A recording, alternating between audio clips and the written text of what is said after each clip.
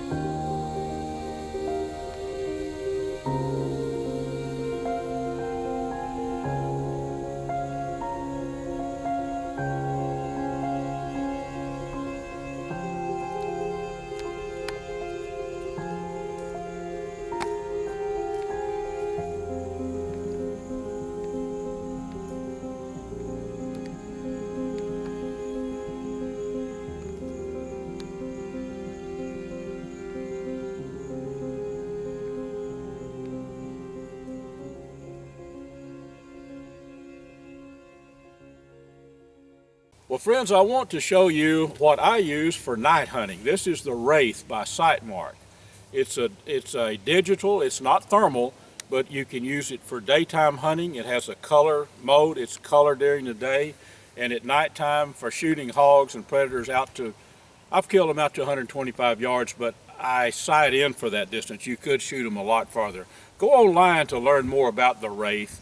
You can go to sightmark.com and check them out. Absolutely awesome hunting tool for day or night. Well, folks, it is Luke Clayton, and I want to show you something right here that I am very, very proud of. My gearhead bow. I've taken a couple of hogs with it, and I'm deer hunting. I'm down at the Buck and Bass Ranch at a buddy of mine's, and I'm going to be deer hunting. Let me show you something here. Now, this is the coolest thing in the world, and the first time I have ever shot a bow with a shoot-through riser.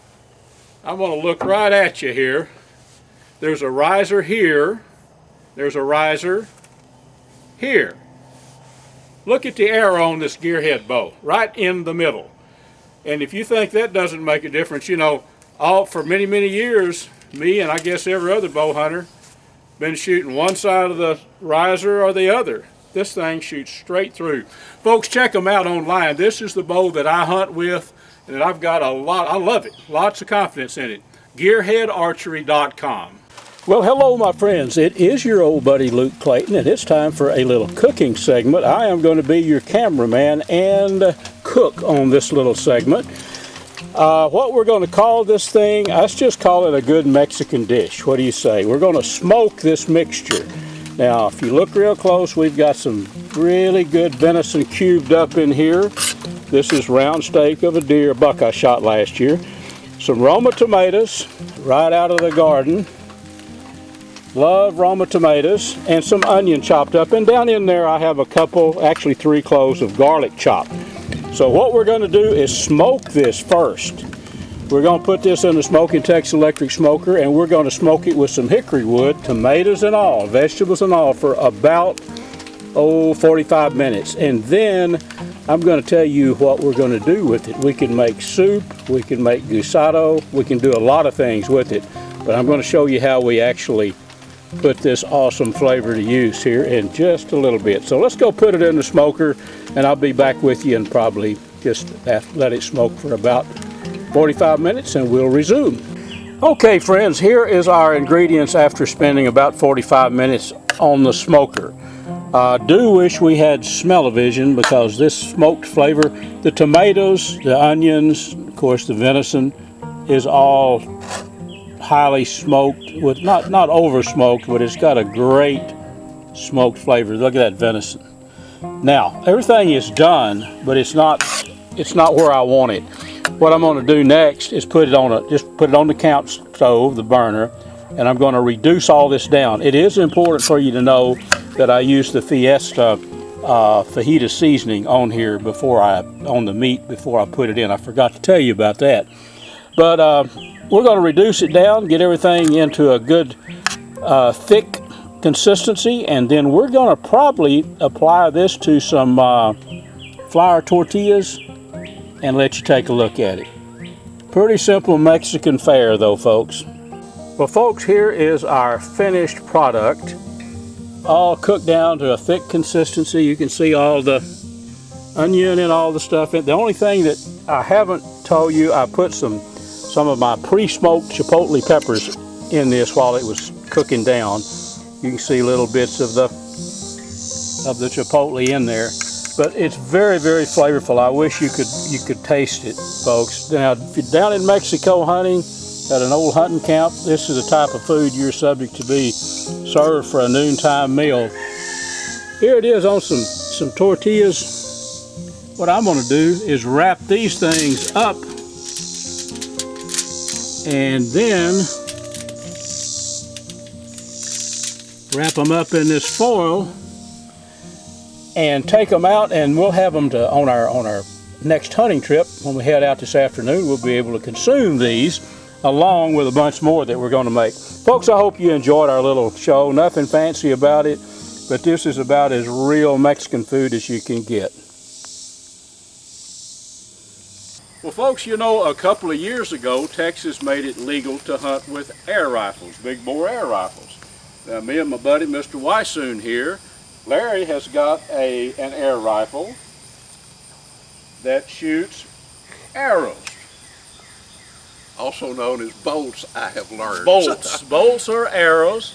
And this is the Seneca Dragon Claw, 50 caliber. It also shoots bullets. It does. I prefer to shoot the arrows because it's a little bit different compared to everything that I've done in the past. I used to tease people, you ever going to shoot a bow again? I said, yeah, as soon as I can shoot it out of a gun. Well, guess what? Now I can shoot a broadhead bolt out of an air gun with That's this right. particular model. And we're out here hog hunting on our buddy Jeff Rice's Buck and Bass Ranch. Got a broadhead on there.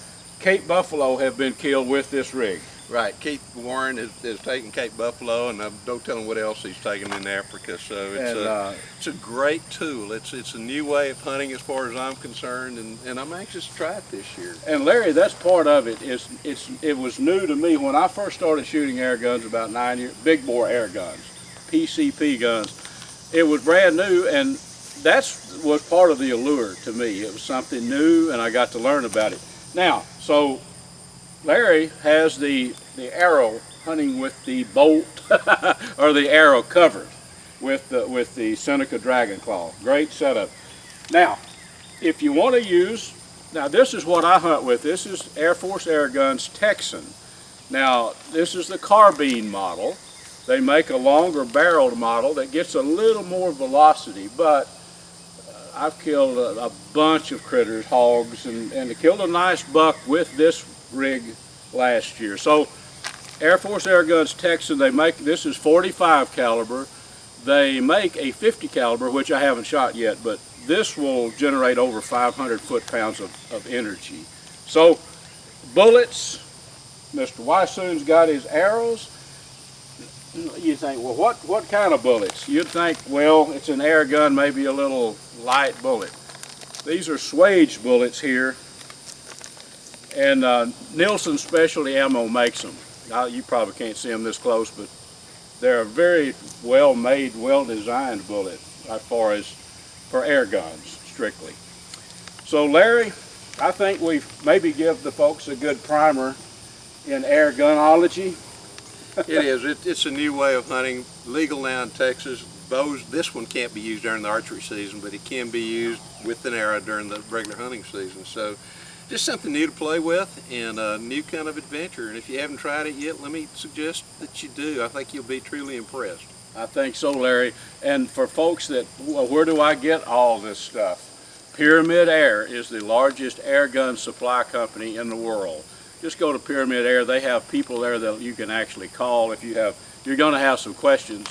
If you don't know someone that's already shooting these big bores, well, Pyramid Air has some folks that can help you out. So hopefully this little tutorial with Mr. Weishuhn and myself, hopefully it'll help you get started in something that's fun to do.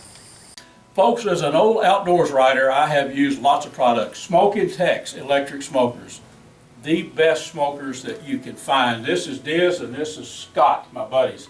Diz, tell them how they can learn more about Smoking Tex. Yeah, obviously the number one source of information is going to be our website. It's got hundreds of recipes, it's got helpful guides, it's got all of our models and our accessories listed there. Of course, we have a phone number, 888-922-1511, and we'll actually answer our own phones. That's true. And Diz, the main thing, the easy way, smokingtex.com. You can learn all about it. Correct. And of course, we're on all the social media, Instagram, Facebook, etc. So take a look at us whenever you can, and whatever social media you'd like, and we look forward to working with you. Hello, my friends. We're out in my front yard, and these are some pears that's been knocked off of this pear tree by squirrels. Hogs are coming from about 3/4 of a mile every night to find these pears. So I want to show you what a good sense of smell hogs really have. So stick with me. I want to show you around this area and let you see why these hogs are coming in. But this is it right here. They're hitting these things every night. Okay, folks, this is basically my front yard. This right here is about 50 or 60 yards of heavy woods and brush on kind of our northeast property line. Now this line goes all the way down to actually to the next property. This thick line. I left this here for habitat, actually, for all kind of critters. So here's the pear tree we were looking at. And it's early morning. The hogs have been coming in here for a couple of weeks. Let's go take a look. These squirrels, you see, get in here and knock these pears off. And the hogs come in at night. My point is, the hogs live probably, gosh, half a mile from here. I've hunted them a lot on some really remote areas back there. There's 200 or 300 acres of old gravel pits, lots of hogs back there. I have never had them come up this far until a couple of weeks ago. Now, there's not a pear on the ground, so obviously those hogs have been here. It's early morning, or it's about 7:30. It's telling me that they have already been here. See, this is just basically my front yard out here. An old tree that died about 3 years ago, an old oak, I left it for the whistling ducks come in there and nest in this. But see this trail right here? This is just, again, heavy brush back here, left intentionally. Here's where those hogs have been coming in, right through here. Pretty obvious. You can see there the trail, and they're going to right over here. Let's walk around and take a look over there. We'll pick up our trail over there. That's the way the hogs are coming in, right there, and accessing the pear tree right here. So let's go around and see where they're coming in. So here's the other side of this thing. You see where the hogs come in. They come in right here, and there's the other side of the trail right there. There's our pear tree where they're coming to hit those pears. So here's where I first discovered the hogs a couple of weeks ago. I was out mowing my grass. Pretty obvious hog sign all over. They were here last night. I've been baiting some corn right in here. Let's walk on back. You can see where they've been rooting. Like I say, this is not wilderness area. This is actually my front yard. Kind of excited to have hogs in this close. So what does old Luke do? I bait up a spot and put a trail camera back here. Obvious the hog sign. Just look back in here. Let me get you a shot of this. Doesn't take Daniel Boone to tell what's going on here. Now there's an old dry creek bed right back in here. Give you an overview. This creek bed comes down. The hogs are coming out right there. There's that old dead tree, and there's our pear trees back on the other side over there. Let's go in here and take a look and see what happened. We'll pull the trail camera. Check it out here. This is about 150 yards from where my house is. Is this hog heaven back? This big old tree here. This thing has been growing for eons. Is this hog heaven or what? And look at the hog sign back here.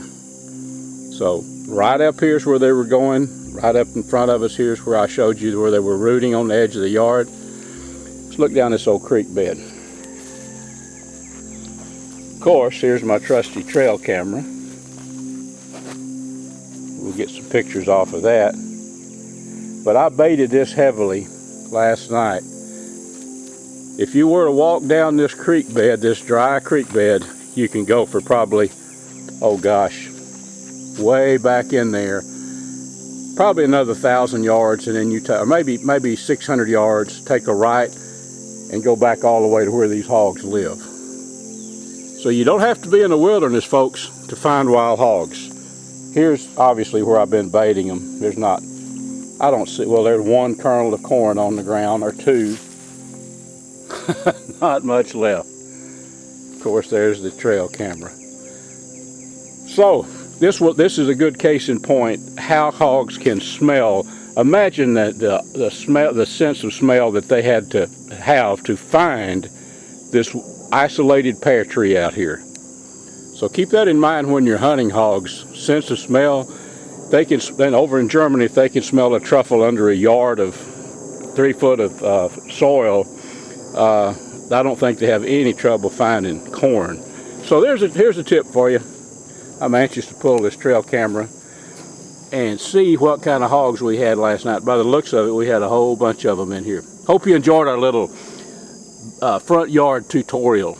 Now back to our show. One of the most important things that you can do when it comes to being able to shoot accurately is to have a good trigger. Most triggers, factory, come at about 7 or 8 pounds. Now that means it takes 7 to 8 pounds of pull for that trigger to disengage so that the firing pin can hit that case that's in there. That's a little bit heavy, and most times you might want to have your trigger adjusted if you're really interested in accuracy and extreme accuracy. From a hunting situation, 7 or 8 pounds, if you're used to it, that's one thing. You can probably do that. But if you're going to sit there and shoot off the bench a lot, you want to get that trigger down a little bit. Now, don't do it yourself unless you're a qualified.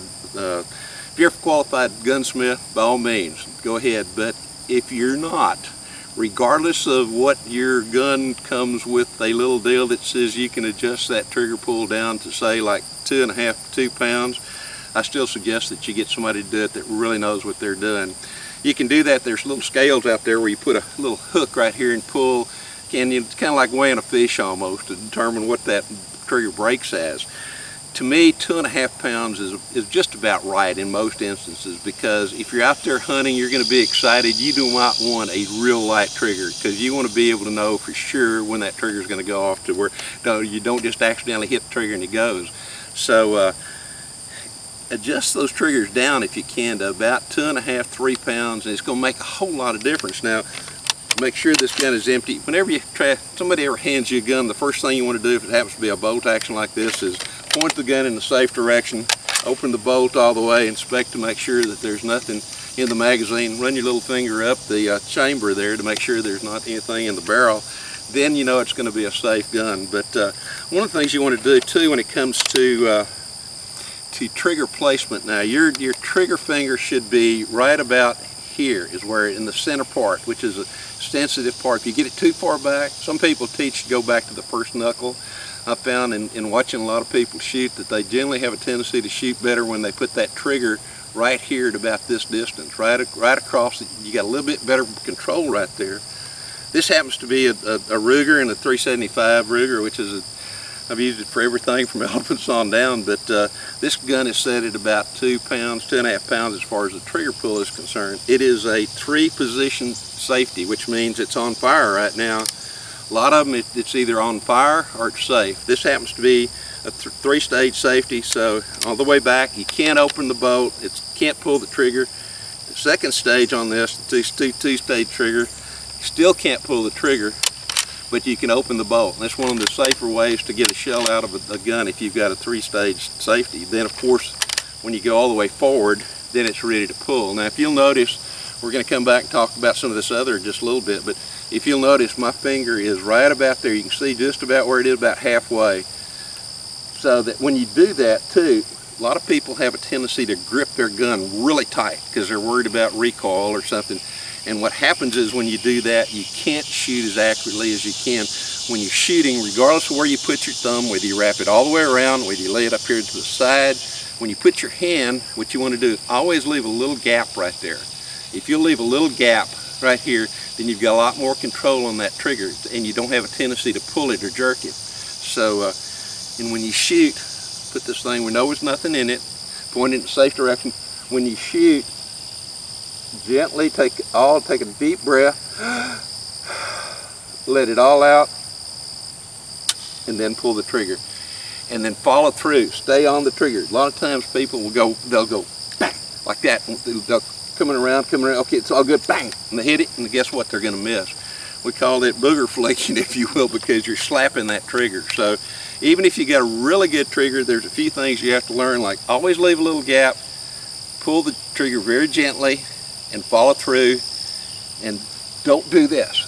Keep looking through the scope. A lot of people are shooting, they'll do this, and guess what? They're gonna shoot over the top of it, because before they're pulling the trigger, they're already coming up, and they'll go over the top. So a lot of little tips like that we've learned over the years. I spent a lot of time on the FDW ranch where they teach the Sportsman all-weather, all-terrain marksmanship. Most fantastic shooting school there is in the world as far as I'm concerned. And if you're interested, you can go to their website.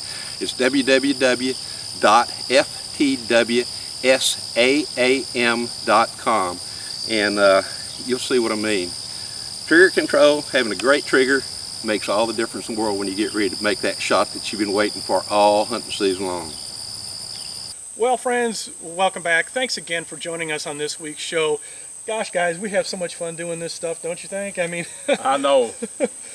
This is out of this world fun. I can't tell you how much I appreciate and how honored I truly am to be with you guys. Well, and all those folks out there too. Absolutely. We want to thank you folks for joining us each week. We have fun bringing this stuff to you, and we certainly appreciate you joining us, liking us, sharing us, and joining us for another adventure. We'll have another exciting adventure next week, so stay tuned, and until then, be safe in the outdoors.